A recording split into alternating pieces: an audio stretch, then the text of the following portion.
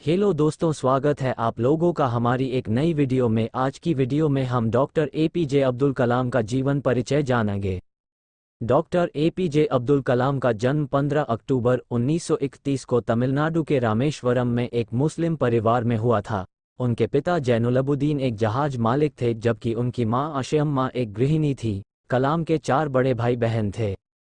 भले ही उनके पूर्वज धनी व्यापारी थे, परिवार ने 1920 के दशक तक अपनी अधिकांश संपत्ति खो दी थी और कलाम के जन्म के समय गरीबी से त्रस्त था। एक युवा लड़के के रूप में उन्हें अपने परिवार की आय का समर्थन करने के लिए समाचार पत्र बेचना पड़ा। भले ही परिवार आर्थिक रूप से संपन्न नहीं था, लेकिन बच्चों का पालन पोषण प्यार भरे माहौल में हुआ। कलाम ने दशकों बाद जो किताबें लिखी, उनमें से एक में उन्होंने बड़े चाव से याद किया कि कैसे उनकी मां प्यार से अपने हिस्से का खाना बच्चों को खिलाती थी और खुद भूखी रहती थी। कलाम एक ईमानदार छात्र थे और हमेशा ये जानने के लिए उत्सुक रहते थे कि चीजें कैसे घटित हुई। जब वह 10 वर्ष के थे तो उनके एक शिक्षक शिव सुब्रमण्यम अय्यर विद्वानों को समुद्र के किनारे ले गए और उनसे पंखों पर पक्षियों को देखने के लिए कहा। फिर शिक्षक ने बच्चों को सैद्धांतिक व्याख्या दी, जिसने जीवंत व्यवहारिक उदाहरण के साथ साथ युवा कलाम के दिमाग पर गहरा प्रभाव डाला। उसी दिन लड़के को एहसास हुआ कि उसके जीवन का उद्देश्य उड़ान के साथ प्रयास करना है। श्वार्ट्सहायर मिडिल स्कूल में अपनी पढ़ाई पूरी करने के बाद उन्होंने 1954 में विज्ञान में स्नातक की उपाधि प्राप्त करते हुए सेंट जोसेफ कॉलेज, तिरुचिरापल्ली में दाखिला लिया। अपने बचपन के सपने को पूरा करते हुए उन्होंने मद्रास इंस्टीट्यूट ऑफ टेक्नोलॉजी में एयरोस्पेस इंजीनियरिंग की समीक्षा करने के लिए मद्रास की यात्रा की। अपने तीसरे वर्ष के दौरान उन्हें कुछ अन्य छात्रों के साथ एक निम्न स्तरीय हवाई जहाज को डिजाइन करने का प्रोजेक्ट सौंपा गया था। परियोजना कठिन थी और इसके शीर्ष पर उनके मार्गदर्शक ने उन्हें वास्तव में कड़ी समय सीमा दी। युवाओं ने भारी दबाव के बीच कड़ी मेहनत की और अंततः समय सीमा के भीतर लक्ष्य पूरा करने में सफल रहे। गाइड कलाम के समर्पण से बहुत प्रभावित हुआ। इस समय कलाम एक लड़ाकू पायलट बनने की इच्छा रखते थे, हालांकि वो इस सपने को साकार नहीं कर सके। डॉक्टर एपीजे अब्दुल कलाम ने 1957 में अपनी डिग्री हासिल की और 1958 में एक वैज्ञानिक के रूप में डीआरडीओ के वैमानिकी विकास प्रतिष्ठान में शामिल हो गए। 1960 के दशक की शुरुआत में उन्होंने प्रसिद्ध अंतरिक्ष वैज्ञानिक विक्रम साराभाई के तहत भारतीय राष्ट्रीय अंतरिक्ष अनुसंधान समिति INCOSPAR के साथ काम किया। उन्होंने डीआरडीओ इंडिया के लिए एक छोटा होवरक्राफ्ट भी डिजाइन किया।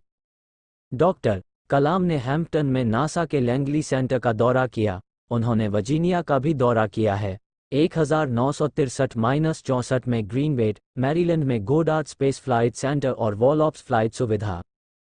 इस यात्रा से प्रेरित होकर उन्होंने 1965 में डीआरडीओ में स्वतंत्र रूप से एक विस्तार योग्य रॉकेट परियोजना पर काम करना शुरू किया। हालांकि वह डीआरडीओ में अपने काम से ज्यादा संतुष्ट नहीं थे और 1969 में भारतीय अंतरिक्ष अनुसंधान संगठन इसरो में स्थानांतरित होने से खुश थे। डॉक्टर कलाम ने SLVII के परियोजना निदेशक के रूप में कार्य किया और भारत के पहले उपग्रह प्रक्षेपण यान का सफलतापूर्वक डिजाइन और स्वदेशी उत्पादन किया। 1970 के दशक में उन्होंने ध्रुवीय उपग्रह प्रक्षेपण यान PSLV विकसित करने के प्रयास शुरू किए। भारत को अपने भारतीय रिमोट सेंसिंग IRS उपग्रहों को सूर्य तुल्यकालिक कक्षाओं में लॉन्च करने की अनुमति देने के लिए विकसित देश की PSLV परियोजना अंततः सफल रही। इसे पहली बार 20 सितंबर 1993 को लॉन्च किया गया था। एपीजे कलाम ने 1970 के दशक में प्रोजेक्ट डेविल सहित कई अन्य परियोजनाओं का भी निर्देशन किया। प्रोजेक्ट डेविल एक प्रारंभिक तरल ईंधन वाली मिसाइल परियोजना थी, जिसका उद्देश्य कम दूरी की निर्देशित मिसाइल का उत्पादन करना था। ये परियोजना लंबे समय तक सफल नहीं रही और 1980 के दशक में बंद कर दी गई। हालांकि इससे 1980 के दशक में पृथ्वी मिसाइल का बाद में विकास हुआ। वो प्रोजेक्ट वैलिएंट से भी जुड़े थे, जिसका उद्देश्य अंतर महाद्वीपीय मिसाइल का विकास करना था। प्रोजेक्ट डेविल की तरह ये प्रोजेक्ट भी अपने आप में सफल नहीं था, लेकिन शीघ्र ही पृथ्वी मिसाइल के विकास में भूमिका निभाए। 1980 के दशक की शुरुआत में अन्य सरकारी संगठनों के साथ साझेदारी में डीआरडीओ द्वारा प्रबंधित भारतीय रक्षा मंत्रालय का एक कार्यक्रम एकीकृत मिसाइल विकास कार्यक्रम IGMDP शुरू किया गया था। उनसे 1983 में IGMDP के मुख्य कार्यकारी के रूप में डीआरडीओ इंडिया में फिर से शामिल होने का अनुरोध किया गया था। कार्यक्रम, जिसे जबरदस्त राजनीतिक समर्थन मिला, का उद्देश्य 4 परियोजनाओं के समवर्ती विकास की ओर था। कम दूरी की सतह से सतह पर मार करने वाली मिसाइल, कोड नाम पृथ्वी; कम दूरी की निम्न स्तरीय निर्देशित मिसाइल, कोड नाम त्रिशूल; मध्यम दूरी की निर्देशित मिसाइल, कोड नाम आकाश; और तीसरी पीढ़ी की एंटी टैंक मिसाइल, कोड नाम नाग। कलाम के कुशल नेतृत्व में IGMDP एक सफलता साबित हुई और 1988 में पहली पृथ्वी मिसाइल और 1989 में अग्नि मिसाइल सहित कई सफल मिसाइलों का उत्पादन किया। IGMDP के निदेशक के रूप में उनकी उपलब्धियों के कारण APJ अब्दुल कलाम को मिसाइल मैन का उपनाम मिला। सरकारी एजेंसियों के साथ उनकी बढ़ती भागीदारी के कारण उन्हें 1992 में रक्षा मंत्री के वैज्ञानिक सलाहकार के रूप में नियुक्त किया गया। 1999 में उन्हें कैबिनेट मंत्री के पद के साथ भारत सरकार के प्रधान वैज्ञानिक सलाहकार के रूप में नियुक्त किया गया। 1990 के दशक के उत्तरार्ध में उन्होंने मई 1998 में भारतीय सेना के पोखरण रेंज में 5 परमाणु बम परीक्षण विस्फोटों की एक श्रृंखला, पोखरण द्वितीय के संचालन में गंभीर भूमिका निभाई।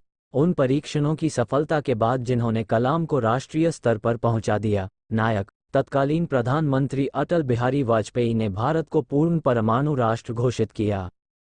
एक शानदार वैज्ञानिक होने के साथ साथ APJ अब्दुल कलाम एक दूरदर्शी भी थे। 1998 में उन्होंने वर्ष 2020 तक भारत को एक विकसित राष्ट्र बनाने के लिए एक कार्य प्रतिबद्धता के रूप में टेक्नोलॉजी विजन 2020 नामक एक राज्य योजना का प्रस्ताव रखा। उन्होंने इसे प्राप्त करने के लिए परमाणु सशक्तिकरण, तकनीकी नवाचार और बेहतर कृषि उत्पादकता सहित कई सुझाव दिए। 2002 में राष्ट्रीय जनतांत्रिक गठबंधन NDA, जो उस समय सत्ता में था, ने भारत के 13वें राष्ट्रपति के लिए डॉक्टर कलाम को नामित करने का निर्णय व्यक्त किया। पसंदीदा राष्ट्रीय हस्ती होने के नाते कलाम ने आसानी से राष्ट्रपति चुनाव जीत लिया। 2002 में राष्ट्रीय जनतांत्रिक गठबंधन NDA, जो उस समय सत्ता में था, ने भारत के 13वें राष्ट्रपति के लिए डॉक्टर कलाम को नामित करने का निर्णय व्यक्त किया। पसंदीदा राष्ट्रीय हस्ती होने के नाते कलाम ने आसानी से राष्ट्रपति चुनाव जीत लिया।